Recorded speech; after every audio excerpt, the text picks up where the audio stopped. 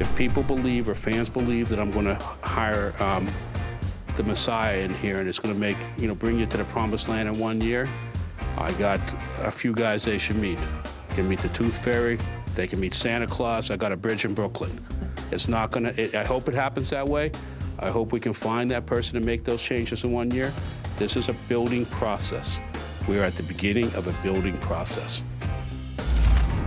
David Tepper, owner of the Carolina Panthers, and completely insensitive to the fact that the month is December and there's a lot of kids out there waiting for their annual visit from Santa Claus. I hope Santa Claus arrives again. I've tried to be a good boy all year. A couple other good boys joining us today, Peter King, Chris Sims. It's PFT Live, NBC Sports Radio, NBCSN. Hello to our friends in the UK and in Ireland enjoying the program on Sky Sports. And I heard from some folks yesterday who let me know, Chris, they did indeed stay up late to watch the Vikings and the Seahawks play up till 5 a.m. local time watching that game. So we appreciate all of you over there. Die hard. And guys, look, the news of the day, Ron Rivera out in Carolina. David Tepper, he's the owner. He can do whatever he wants.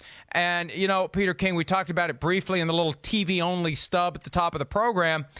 It kind of felt like it was time for David Tepper to exercise control over the team. That's what he said, and that's what happens when you buy a team. You don't buy a team because you want to employ the coach. You buy a team because you want to own the team, and you're eventually going to run the team the way you see fit.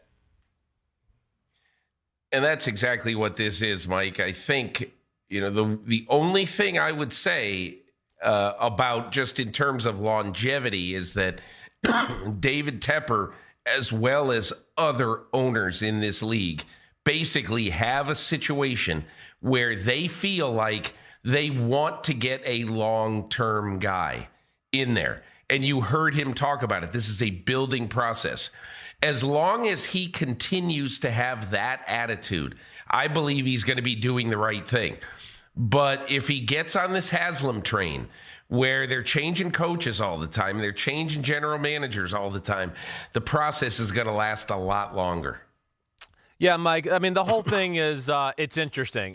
First off, Ron Rivera, he had a great run. I do think it was time to move on. I mean, it was 9 years. Yes, there was some good, a Super Bowl appearance. But let's remember, out of those 9 years, there was only 3 seasons of above 500 record, okay? So that's kind of crazy when you say that out loud. It's one of those things that kind of shocked me when I saw it a few weeks ago. So, from them moving on, I'm not shocked.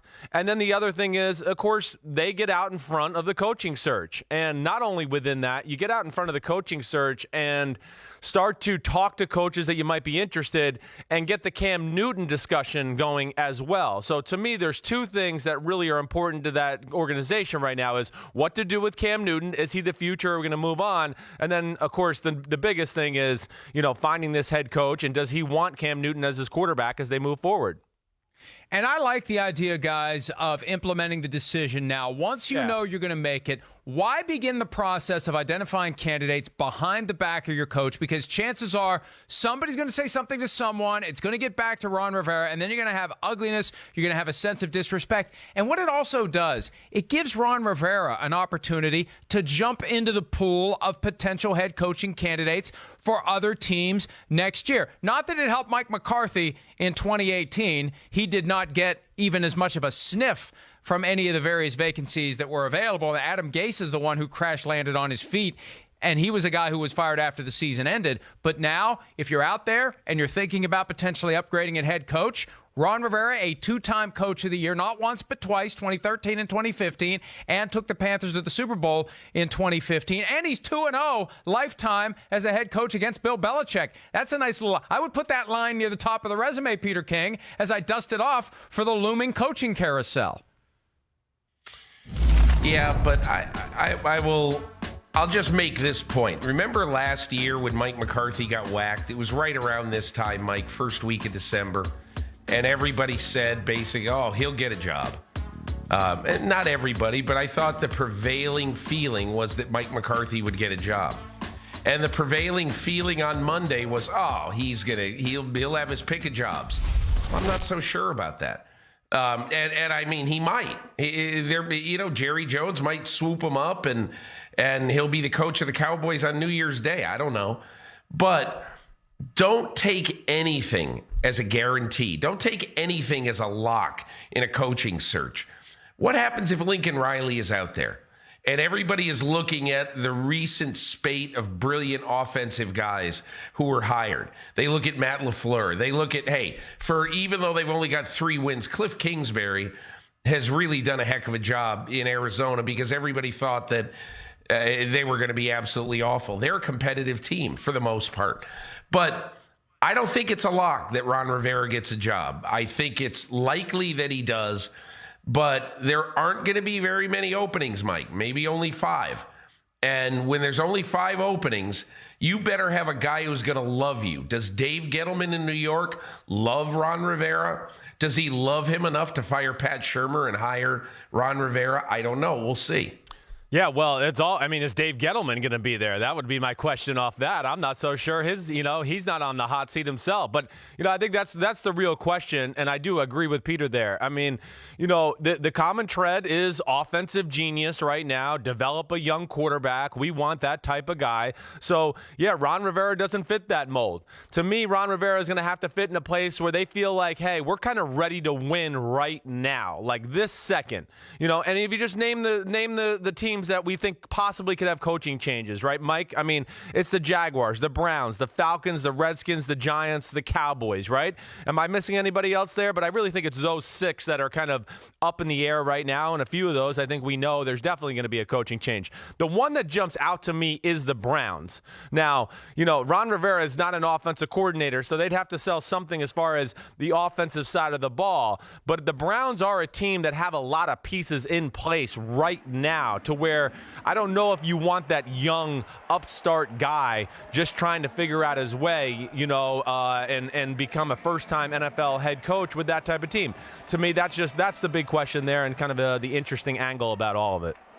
And I think he would fit with John Dorsey, right, even though I don't think they've worked together in the past. Ron Rivera doesn't strike me as the kind of guy who's going to go in and try to take over. Yes. He has always colored within the lines. They had changes at GM. There was never that sense he was trying to make a power grab, right? He just coaches the team. Right. And I think he would be an upgrade over Freddie Kitchens because he's been there, he's done it, he's taken a team to a Super Bowl. We've seen what he can do when he has the pieces around him. And as to the Giants, hey, Ron Rivera may be the guy who saves Dave Gettleman. If Dave Gettleman senses some other coach is going to want to run him off, Gettleman should be banging on John Mara's door today saying, how about hiring Ron Rivera? Because that does save Dave Gettleman if Rivera ends up being the head coach, potentially. And speaking of GM, we got to move on to that side of the equation.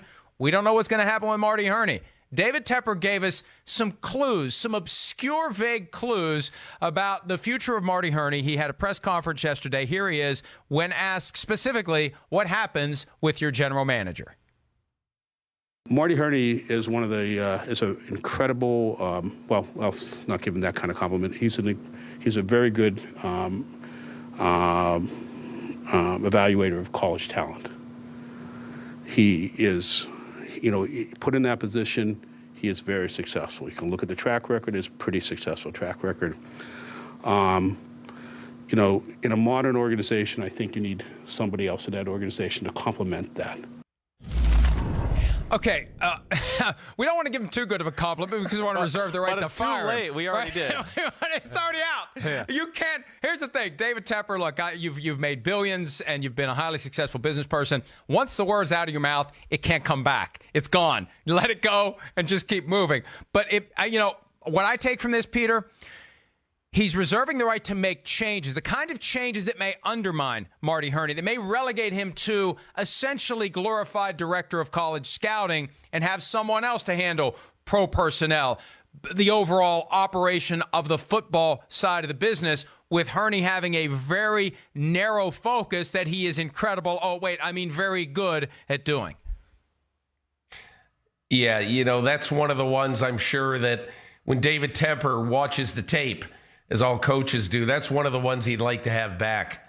As you say, Mike, he might be great at business, but he might need a press conference lesson or two. 2 points I guess I would make. First of all, Marty Hurney is the guy, not Dave Gettleman, who drafted, the 2 bedrock players that led this team to the Super Bowl. That's right. Cam Newton and Luke Kuechly. So that has to be, you've got to remember that. And I think secondly, David Tepper right now, I believe, doesn't know what he wants. He doesn't. He's too early in this process. I mean, look, far be it from me, to suggest how a guy should handle something like this. But the easiest thing to do at a time like this is to say, I don't know. I don't know what we're going to do. Everything is on the table. I'm not sure. I really like Marty Hurney. He's great. But I'm not sure what we're going to do. You need to give us time to figure that out. Yeah, I think that's the big thing. You got to figure out who you want as a head coach, right? And the relationships maybe they have or the vision they have of a team to where, you want, of course, have a cohesive relationship between a GM and a head coach. And that's going to be important as far as, hiring a head coach. And, does he like Marty Hurney, or does Marty Hurney build a team the way, he envisions the team playing around his scheme and everything like that? Those are the big questions David Tepper is going to have to figure out here. Marty Hurney, I'm with Peter there. He's a very valuable asset. He understands how to build a football team. I'm a fan of his. I always have been. I mean, he collects big people as far as, offense and defensive linemen. Carolina is one of those teams over the last 10 years. They don't go into games and you ever go, they're going to get overpowered up front. So to me, he always starts there, and then he does have a good eye for talent. So I don't know where it goes from there, but I do think, like to what Peter said, the big question is he's got to figure out what he's thinking as far as head coach. And then when you go to head coach, you start to figure out, okay, does Marty Hurney make sense with this guy as we go forward, or do I need to just scrap the whole front office department and get a new GM and everything with it? Hi, I'm Mike Tirico, and thanks for watching. Make sure to hit subscribe for the latest news and highlights from NBC Sports.